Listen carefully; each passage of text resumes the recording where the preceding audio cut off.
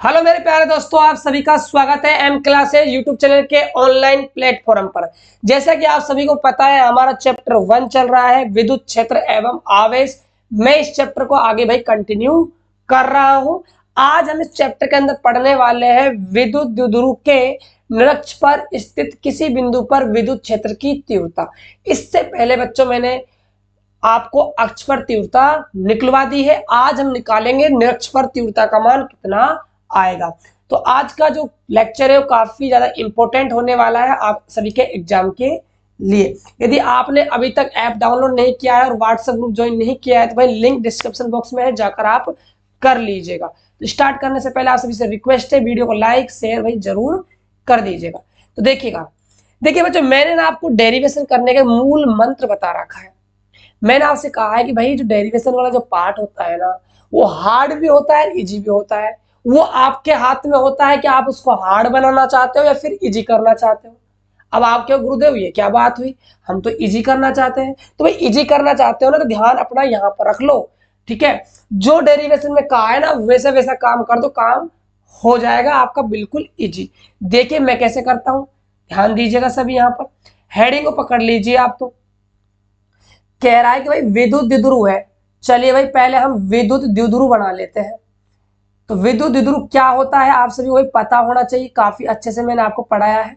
ठीक है, कोई नया बच्चा जुड़ा हो तो भाई पिछले लेक्चर देख लीजिए, तभी आपको भाई समझ आएगा। ठीक है, देखिएगा ध्यान से। ये आपका एक विद्युत द्विध्रुव है।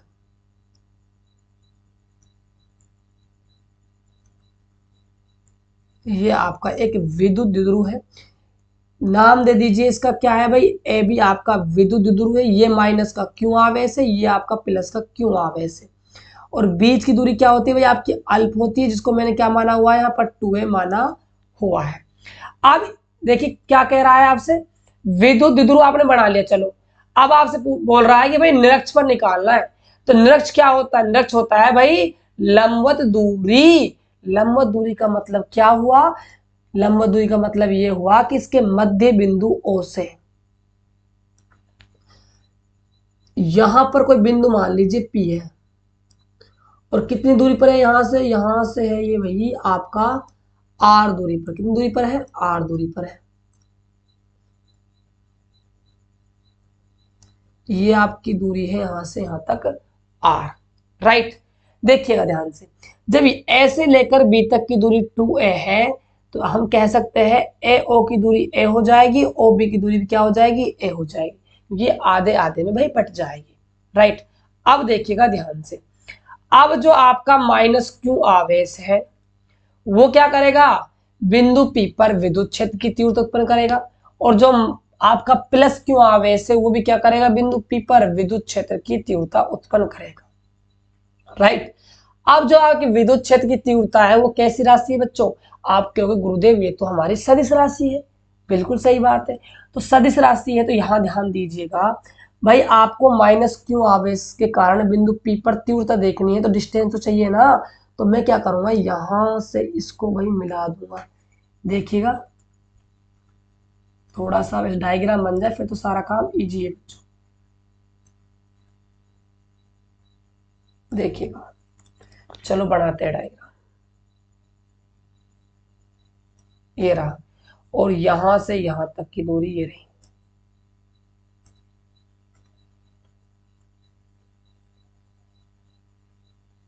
ये रही, ठीक है। अब देखिएगा ध्यान से, मैं यहां से यहां तक की दूरी को मान रहा हूं x। अब मैं ये कह रहा हूं भाई ये दूरी भी x होगी। ध्यान दीजिएगा कैसे, जो आपकी AP है, AP जितनी लंबाई AP की है उतनी लंबाई है भाई PB की। इसीलिए दोनों दूरी क्या है भाई आपकी बराबर है, जिसको हमने क्या माना हुआ है भाई, x माना है। अब आगे देखिएगा, अब बात करते हैं विद्युत क्षेत्र की दिशा की। मान के चलते हैं कि भाई यहाँ का जो कोण है वो क्या है, थीटा है। तो ये कोण जो आपका थीटा है तो सीधी सी बात है ये कोण भी क्या हो जाएगा आपका भाई, थीटा हो जाएगा, राइट। अब देखिए, अब दिशा की बात कर लेते हैं।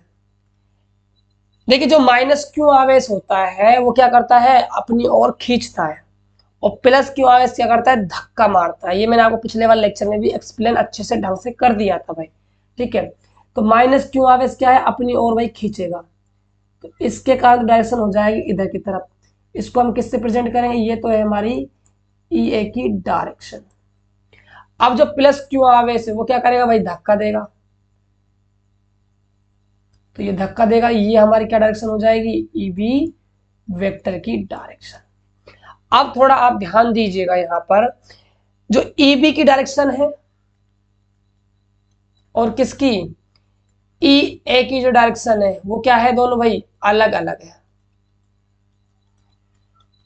और दोनों कैसी राशियां है भाई, सदिश राशियां है। दोनों सदिश राशि है और दिशा क्या है, अलग अलग है। तो हम क्या करेंगे, विद्युत क्षेत्र की तीव्रता को घटकों के रूप में वियोजित कर देंगे। अब घटक दो प्रकार के होते हैं, सुन लीजिए ध्यान से। एक तो होता है क्षैतिज घटक, एक होता है ऊर्ध्वाधर घटक। अब ये क्या नई समस्या आ गई गुरुदेव, ये क्षैतिज घटक क्या होगा, क्षैतिज घटक होगा भैया ये वाला, ये तो है आपका क्षैतिज घटक, ठीक है। और ये है आपका ऊर्ध्वाधर घटक, ये है आपका ऊर्ध्वाधर घटक। इतना आपको समझ में आ गया होगा। अब देखिए आगे भाई, मुझे एक बात बताइए, आपने थोड़ी बहुत तो ज्योमेट्री पढ़ी होगी 10th क्लास के अंदर, 9th क्लास के अंदर, ठीक है। देखिए जहां पर जेड आकृति बन जाती है वहां पर ये वाला कोण यदि थीटा है तो ये वाला कोण भी थीटा हो जाएगा। क्या रीजन रहा है यहाँ पर भाई, एकांतर कोण। ये दोनों क्या है, एकांतर कोण है। तो ये थीटा है तो आपका ये कोण भी क्या हो जाएगा भाई, थीटा हो जाएगा। अब ये कोण थीटा है तो ये वाला कोण भी क्या हो जाएगा भाई, आपका थीटा हो जाएगा, राइट। अब देखिएगा, अब मैं आप सभी से पूछ लेता हूं कि भाई चलिए आप ये बता दीजिए मुझे, ये वाला जो कोण है हमारा, ये वाला कोण ये कितना हो जाएगा। तो आप यहां पर ध्यान दीजिएगा, ये वाला कोण थीटा है तो इसके सामने वाला कोण भी क्या होगा भाई, थीटा होगा। हमने पढ़ा है कि जब दो रेखाएं एक दूसरे को प्रतिच्छेद करती है तो सम्मुख जो कोण बनते हैं, जिनको हम नाम देते हैं शीर्षाभिमुख, शीर्षा भी मुख कोण इनको बोला जाता है। ये क्या होते हैं आपस में भाई, बराबर होते हैं। तो ये कोण थीटा, तो ये कोण भी क्या हो जाएगा भाई, थीटा हो जाएगा। आगे देखिएगा ध्यान से बच्चों, डायग्राम समझ में आ गया ना, समझना 70 से 80% हमारी डेरिवेशन कंप्लीट हो गई, ठीक है। अब देखिए जो घटक होते हैं, मैं आपको थोड़ा सा एक्सप्लेन कर देता हूं।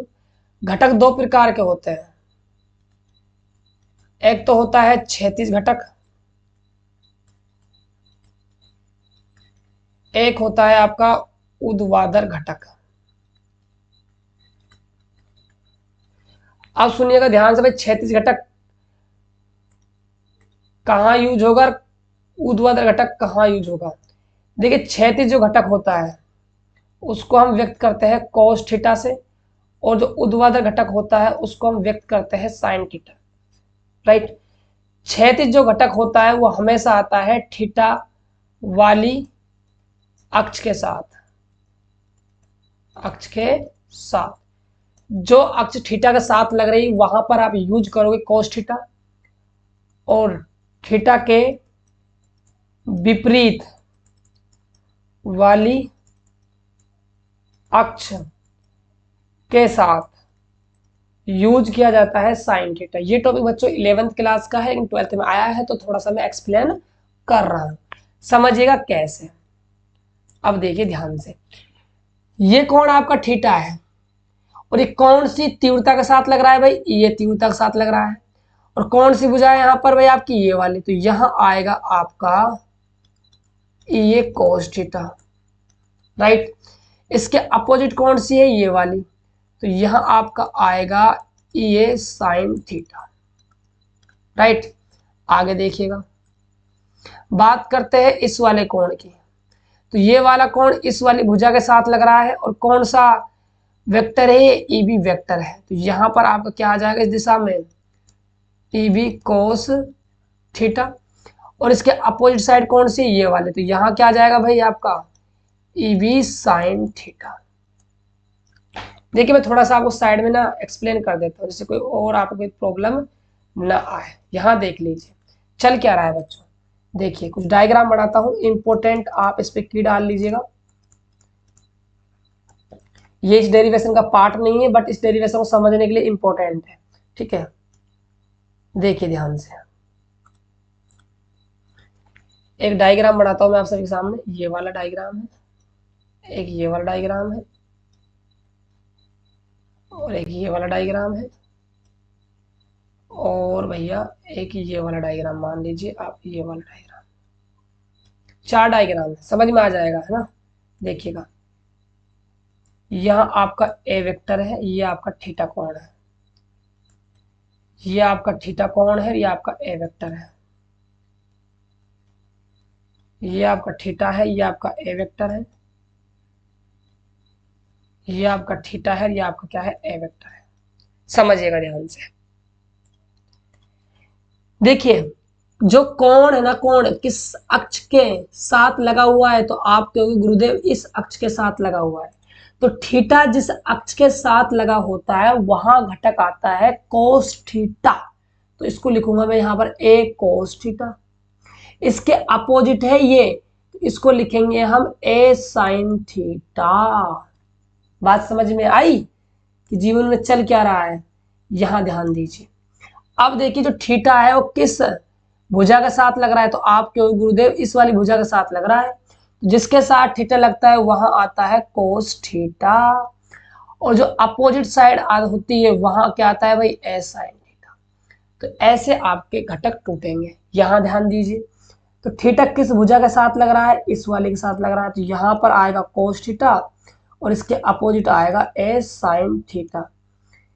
इधर बात करते हैं तो ये थीटा इस अक्ष के साथ लग रहा है, तो यहाँ आएगा ए कोस थीटा, और इसके अपोजिट आएगा ए साइन थीटा। तो ऐसे घटक बच्चों तोड़े जाते हैं, यहां ध्यान दीजिएगा। अब ध्यान दीजिए,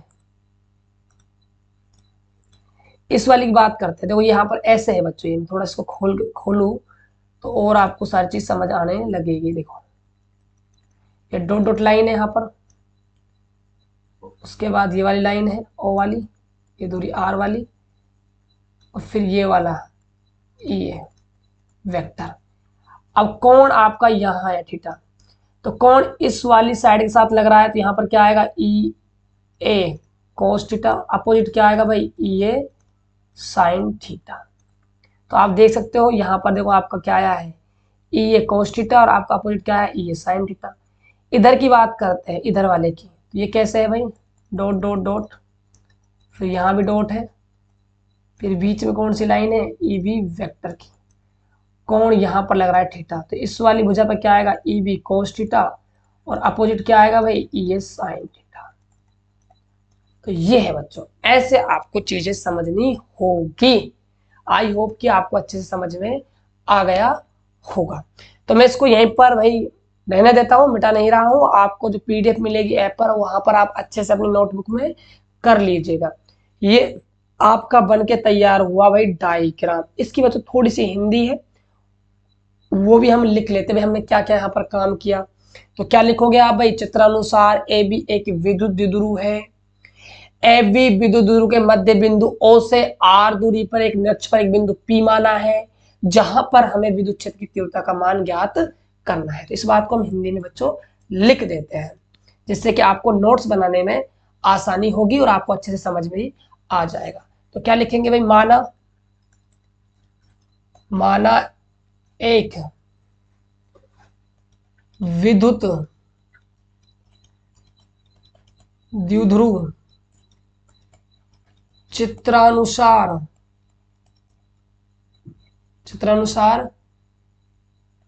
व्यवस्थित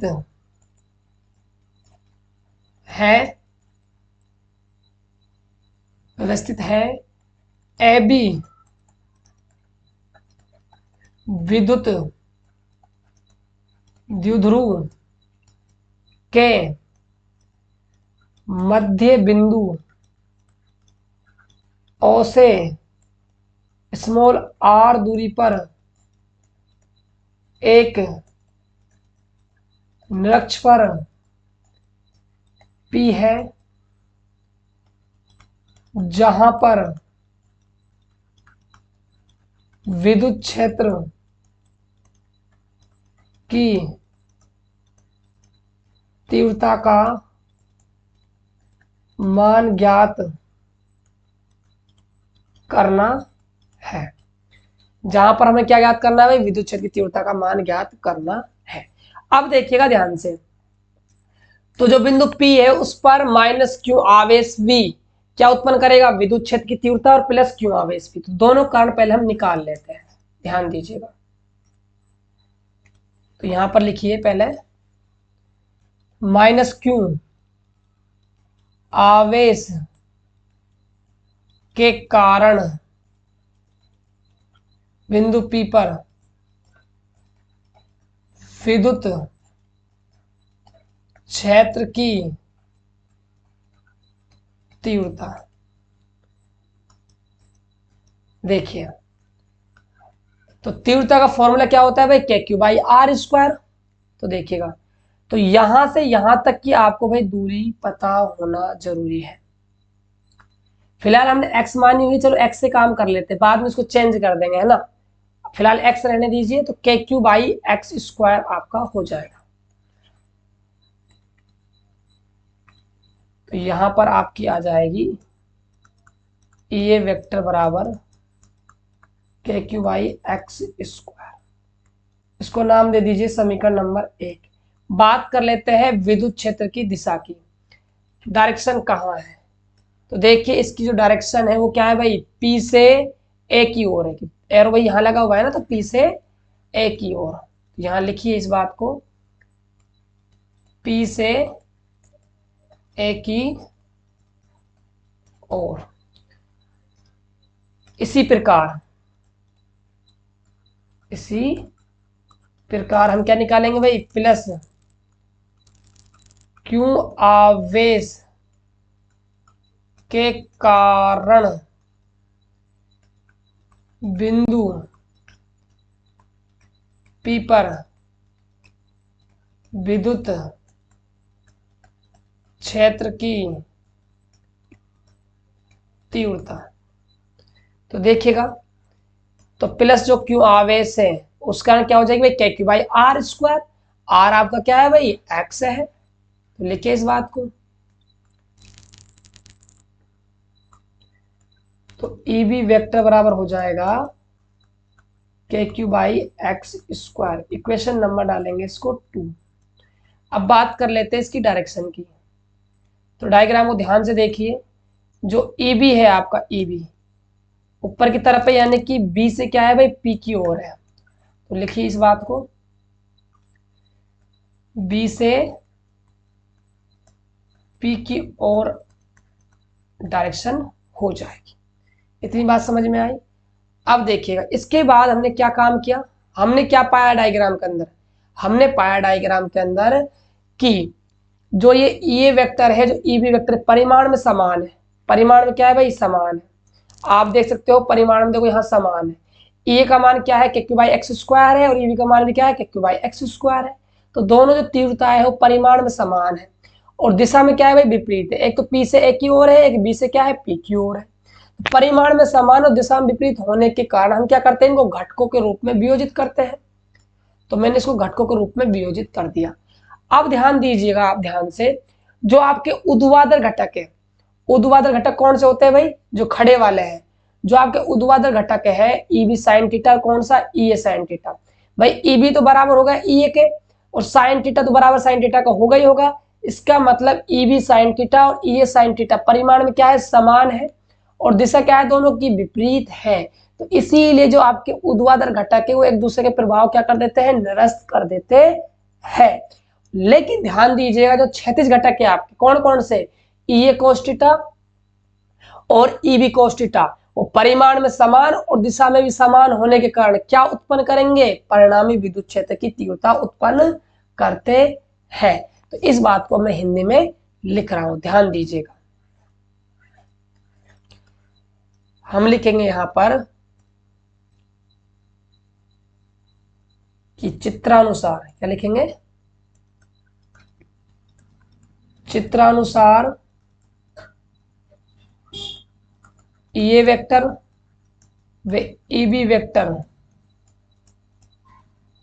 परिमाण परिमाण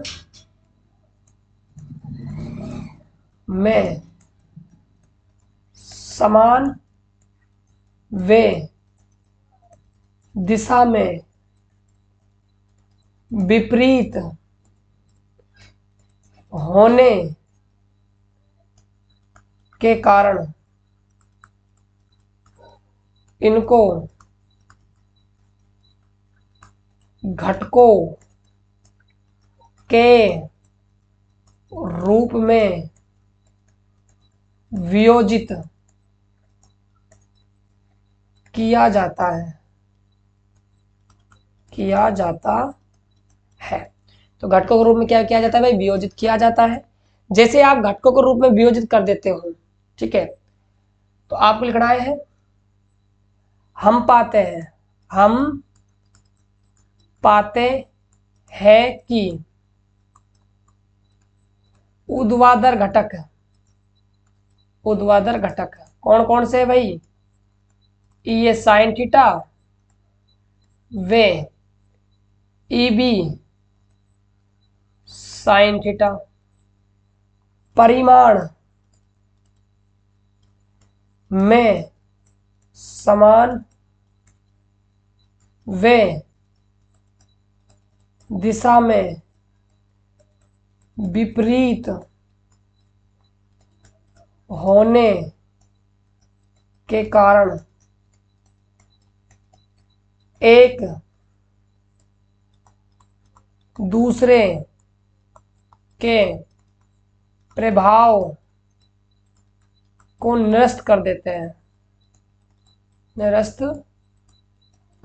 हैं जबकि क्षैतिज घटक कौन कौन से? ये cos थीटा व ई बी cos थीटा परिमाण व दिशा में समान होने के कारण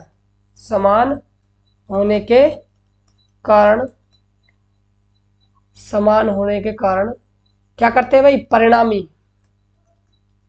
परिणामी विद्युत क्षेत्र की तीव्रता उत्पन्न करते हैं। अब देखिएगा आगे, अब हम निकालेंगे परिणामी विद्युत क्षेत्र की तीव्रता। तो अब आपको लिखना है क्या कि परिणामी विद्युत क्षेत्र की तीव्रता। तो लिखिए यहां पर बिंदु P पर परिणामी विद्युत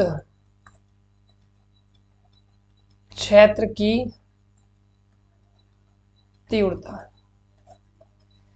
इसको मान लेते हैं हम, जो ये वेक्टर है ना परिणामी विद्युत क्षेत्र तीव्रता है, वो किस किस से मिलकर बनेगी भाई? ये वेक्टर से, ये वेक्टर, ओके, ये cos थीटा लिखिए ना, ये cos थीटा प्लस में ई बी cos थीटा। इतनी बात आपको समझ में आ गई होगी। देखिए ये चीज पहले से क्लियर है क्या? चूंकि जो ये है, ये का मतलब है माइनस क्यू आवेश के कारण जो विद्युत क्षेत्र तीव्रता है वो बराबर थी बच्चों प्लस क्यू आवेश के कारण विद्युत क्षेत्र की तीव्रता के। तो यहां पर आप किसी एक को चेंज कर लीजिए। मान के चलिए मैं ई बी को चेंज कर रहा हूं, मैं क्या लिखूंगा? ई ए कोस थीटा प्लस यहां पर ई ए कोस थीटा, ई वेक्टर बराबर, तो ऐड करेंगे तो यहां हो जाएगा 2 ई ए कोस थीटा। आगे देखिएगा, जो आपका ई है, ई ए का वैल्यू कितना है? आप कहोगे गुरुदेव ई ए बराबर है के क्यू बटा में एक्स स्क्वायर। तो देखिए आपको मेहनत करनी है अब एक्स स्क्वायर के लिए। एक्स स्क्वायर का आपको भाई मान नहीं पता,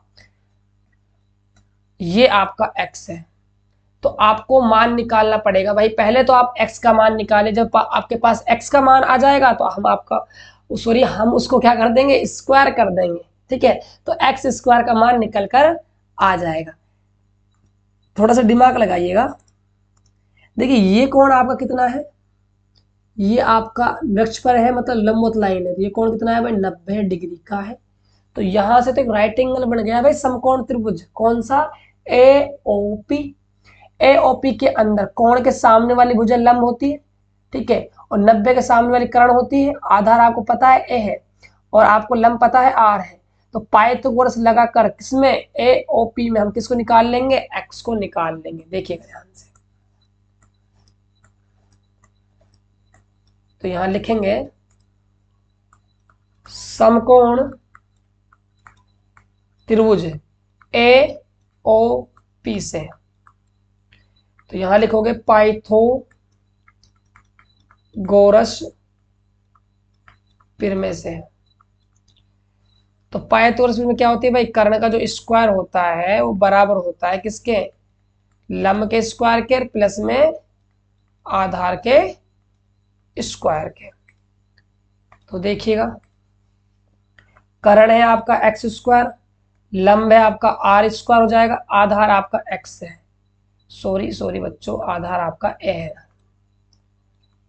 तो यहां से आप x निकालते हो तो x हो जाएगा आपका रूट के अंदर r का स्क्वायर प्लस में a का स्क्वायर।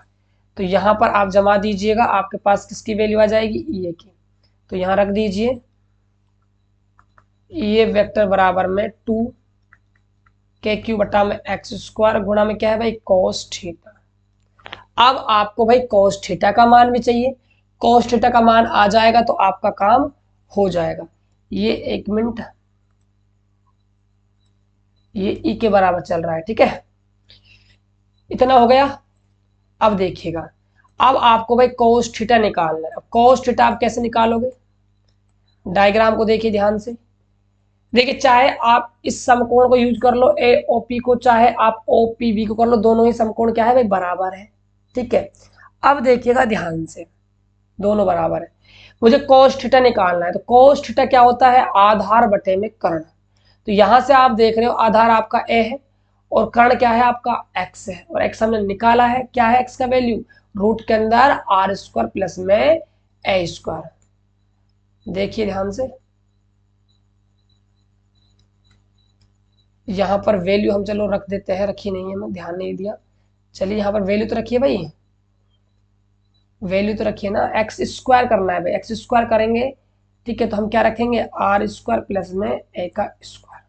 चलिए, अब आपको cos थीटा निकालना है। तो देखिएगा cos थीटा क्या होता है, cos थीटा होता है आधार बटा में कर्ण, राइट। cos थीटा, आधार आपका ए है और कर्ण क्या है आपका x है, और x का वैल्यू क्या है भाई, रूट के अंदर r का स्क्वायर प्लस में a का स्क्वायर। इसको हम मान लेते हैं इक्वेशन नंबर 3। तो यहां लिखिए आप समीकरण 3 से। समीकरण बनाकर करोगे तो बच्चों पूरे नंबर देगा एग्जामिनर, ठीक है, काटेगा नहीं। समीकरण नंबर 3 से देखिए, E बराबर में 2k³ बटा में आर स्क्वायर प्लस में ए का स्क्वायर गुणा में cos थीटा का मान क्या है, a बटा में रूट के अंदर r का स्क्वायर प्लस में a का स्क्वायर। अब देखिएगा, देखिए आर स्क्वायर जो प्लस ए स्क्वायर है, इसकी पावर कितनी है, 1 है, ठीक है। थोड़ा सा आगे बढ़ा देते हैं इसको। तो 2a.q गुणा में मैंने क्या लिख दिया, k लिख दिया। आपका नीचे आर स्क्वायर प्लस में ए स्क्वायर चल रहा है, आर स्क्वायर जो प्लस ए स्क्वायर है आपका रूट में है, रूट का मतलब होता है घात आधी। तो हमने घात 1/2 लगा दी और इसकी घात क्या है, 1 है। तो आगे ध्यान दीजिए, 2a.q गुणा में क्या है हमारा k अपॉन, देखिए यहाँ आधार आपका समान है और आपने रूल पढ़ा है बेसिक मैथ के अंदर, जब भी आधार समान होता है तो घातें गुणा होते समय जुड़ जाती है। तो 1 में आप आधा जोड़ोगे तो कितना आ जाएगा, 1.5 आ जाएगा। तो आर स्क्वायर प्लस में ए का स्क्वायर और घात आ जाएगी 3/2। आगे देखिए, अब देखिए यहाँ पर विद्युत द्विध्रुव आया है और विद्युत द्विध्रुव आगुण पिक्चर में ना आए, ऐसा तो हो ही नहीं सकता। तो P बराबर फॉर्मूला होता है 2a डॉट में Q। तो यहाँ ध्यान दीजिए, ऑलरेडी मैंने बनाकर रखा हुआ है, ठीक है। तो E बराबर हो जाएगा, K को मैं पहले लिख देता हूँ, KP बटा में R का स्क्वायर प्लस में A का स्क्वायर की पावर 3/2। आगे देखिएगा भाई, जो आपका R है वो बहुत ज्यादा बड़ा है किसकी तुलना में, A के रेस्पेक्ट में।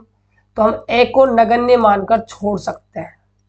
याद है ना, कल जो मैंने कहानी पढ़ाई थी आपको, कहानी समझाया था, ठीक है, वो कहानी आप हमेशा याद रखिएगा। A को नगण्य मानकर छोड़ने पर, और याद रहे नगण्य कहाँ छोड़ा जाता है, प्लस में और माइनस में, गुणा में कभी भी नगण्य नहीं छोड़ा जाता। बट यहाँ तो गुणा में है ही नहीं, तो कोई दिक्कत वाली बात भी नहीं है। तो ये वेक्टर कह दो, चलो KP बटा में, तो A को छोड़ देंगे तो R स्क्वायर की पावर कितनी बच जाएगी, 3/2। आगे सोल्व कीजिए तो KP, देखो घात के ऊपर घात, जब भी घात के ऊपर घात होती है तो घातें क्या है, आपस में भाई गुणा हो जाती है। तो गुणा होगी तो 2 से आपका 2 कट जाएगा, क्या आ जाएगा, KP बटा में R का क्यूब आ जाएगा। तो ये भाई आपका क्या है, फॉर्मूला है, यहां आप लगा लीजिएगा स्टार। तो ये है बच्चों निरक्ष पर विद्युत क्षेत्र की तीव्रता का सूत्र, KP बटा में R का क्यूब। चलिए भाई आगे इसको थोड़ा सा और बढ़ा देते हैं। अब हम बात कर लेते हैं सदिश रूप की। इसको हम सदिश में कैसे लिखेंगे, ठीक है, डायग्राम देखिएगा। सदिश में लिखने से पहले आप समझिए, ई जो है आपकी विद्युत क्षेत्र की तीव्रता है, सदिश राशि है। पी क्या है, विद्युत द्विध्रुव आघूर्ण है, ये भी आपका क्या है, सदिश राशि है। दोनों क्या है भाई, सदिश राशि है। अब दोनों ही सदिश राशि है, तो पहले ये देखिए दोनों एक ही डायरेक्शन में है या फिर अलग अलग है, देखिएगा ध्यान से। ये आपका डायग्राम है। देखिए जो आपका P वेक्टर होता है उसकी जो डायरेक्शन होती है वो माइनस क्यू आवेश से प्लस क्यू आवेश की ओर होती है, माइनस क्यू आवेश से प्लस क्यू आवेश। तो इसकी डायरेक्शन तो यहाँ हो गई, ये तो है हमारी P वेक्टर की डायरेक्शन। अब बात करते हैं विद्युत क्षेत्र के डायरेक्शन की। जो परिणामी विद्युत क्षेत्र की तीव्रता है वो किस पर डिपेंड कर रही है भाई, क्षैतिज घटकों के ऊपर, और क्षैतिज घटकों की डायरेक्शन ये है, तो यहाँ पर हमारी क्या आ जाएगी, ई वेक्टर की डायरेक्शन आ जाएगी। अब देखिए ई वेक्टर तो है आपका इधर, और आपका जो पी वेक्टर है वो है इधर, तो डायरेक्शन क्या हो गई भाई, अपोजिट हो गई। जब भी डायरेक्शन अपोजिट होती है तो चिन्ह आता है भाई माइनस का, तो इसीलिए अब यहां पर यूज किया जाएगा माइनस को। तो सदिश रूप लिखोगे तो आप लिखोगे ई वेक्टर बराबर माइनस के पी वेक्टर बटा में आर का क्यूब। तो ये आपका हो जाएगा भाई सदिश रूप। तो हमने विद्युत द्विध्रुव कारण अक्ष पर और निरक्ष पर तीव्रता निकाल ली है। अब इन दोनों में हम संबंध भी देख लेते हैं भाई, है ना। संबंध समझिएगा ध्यान से, मैं यहां लिख रहा हूं ई अक्ष। ई अक्ष का मतलब है अक्ष पर तीव्रता, सूत्र आया था 2kp बटा में r का क्यूब। ई निरक्ष सूत्र आया है kp बटा में r का क्यूब, राइट। अब ध्यान दीजिए आप सभी, जो आपका ई अक्ष है वहां पर मैं kp बटा में r क्यूब के स्थान पर तो क्या लिख सकता हूं, ई निरक्ष। तो ई अक्ष इक्वल टू हो जाएगा 2 गुणा ई निरक्ष, यानी कि हम कह सकते हैं जो ई अक्ष होगा वो निरक्ष का 2 गुना होगा। मान के चलिए निरक्ष पर तीव्रता है 2, तो अक्ष पर कितनी हो जाएगी फिर भाई 4 हो जाएगी। जस्ट आपको इसका डबल कर देना है अक्ष के लिए, और अक्ष की दे रखी निरक्ष की निकालने फिर आधा कर देना है भाई। तो ये थी बच्चों आपकी निरक्ष पर विद्युत क्षेत्र की तीव्रता की डेरिवेशन, जो कि मैंने अच्छे से बच्चों पूरा प्रयास किया अपना, मैंने 101% दिया इस डेरिवेशन में, क्योंकि कुछ चीज 11th क्लास की काम भी आ रही थी, वो भी मैंने आपको अच्छे से समझा दी। आई होप कि आपको लेक्चर काफी ज्यादा पसंद आया होगा। दोस्तों जितना हो सके इस वीडियो को अपने दोस्तों के पास शेयर कर दीजिए, ठीक है। शेयर करने में कुछ नहीं जाता आपका, लाइक कर दीजिए, कमेंट कीजिए आपको क्लास कैसा लगा, कोई डाउट हो तो कमेंट पूछ लीजिए। व्हाट्सएप ग्रुप का लिंक डिस्क्रिप्शन बॉक्स में है, ऐप का भी दे रखा है, वहां से डाउनलोड कर लीजिए। इस क्लास का जो PDF है पूरा आपको वहां मिल जाएगा, ठीक है। तो मिलते हैं बच्चों और एक बेहतर क्लास के अंदर, तब तक के लिए बाय बाय, टेक केयर।